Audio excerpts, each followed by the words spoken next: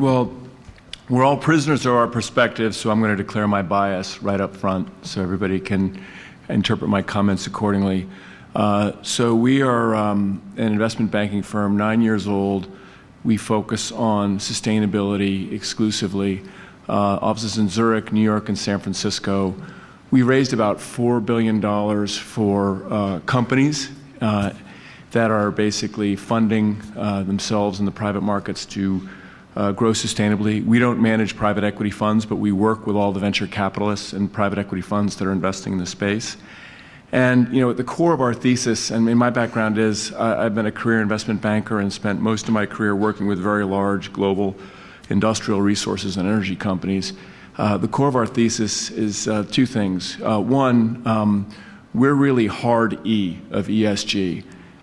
So we really focus on environmentalism because while there's, the SDGs and other goals are absolutely valid and important, our position is we're destroying our climate, we're poisoning our oceans, we're depleting our water, and if we don't get that right over the next 5 or 10 years, I think it's going to be very difficult to have harmonious societies globally.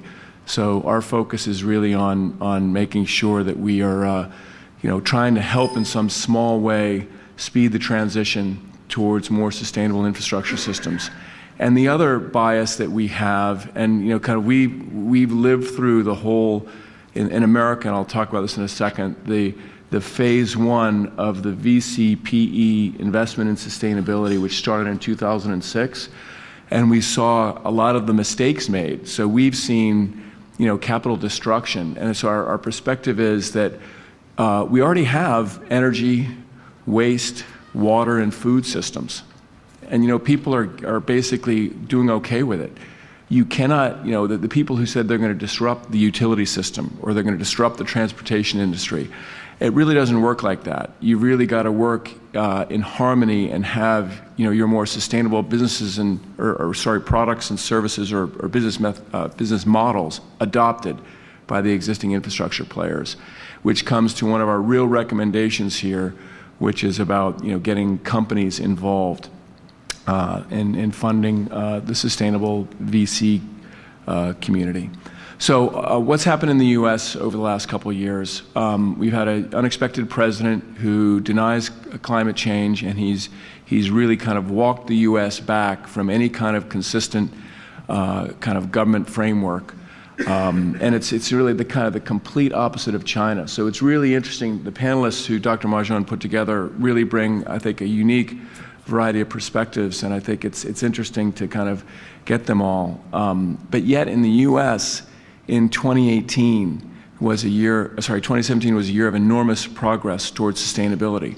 There's a movement called We're Still In, which has really been formed together and has got over 200 cities and 2,000 companies. 48% of the Fortune 500 U.S. listed companies have committed to sustainability goals. You've got 100 large companies that have committed to being 100% renewable energy within the next roughly 5 to 10 years. And it's old industrial companies like General Motors as well who have really kind of done this. And you've got kind of investor attitudes based on research really kind of swinging towards the need for sustainability in America. So the message that I bring is, even without top-down government policies and help and coordination, we can do a lot to create a sustainable VC ecosystem. And I'm going to talk about how we do that. So I'm really going to talk about the bottoms-up approach and what can you do if you really want to facilitate innovation and development in your countries. The message that I've got is that there's three really key themes.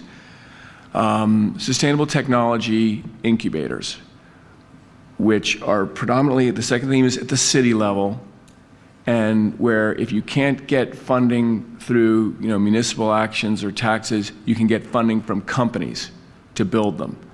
And that's one of the things that I'd like to do, is be part of a group, if this group wants to do that, to go out and survey in China and the US the best incubators and develop a manual, a how-to guide on how that cities or state or regional governors can put in place these practices to spur innovation from the ground up. Because I think the facts are that as we see them, that young people in engineering, in computer science, millennials really see the environmental degradation taking place, and they want to do something about it, is point one. Point two is it's really tough to do this at a national level, and if we see what's happening in San Francisco or in Boston or in Los Angeles or increasingly in Chicago and San Diego, it's really kind of kiritsus or groups are coming together to kind of really fund innovation and deployment. The number of incubators in the U.S. from 2010 to today went from 5 to 19. And the amount of capital that's been raised through these incubators is on the tunes of billions of dollars.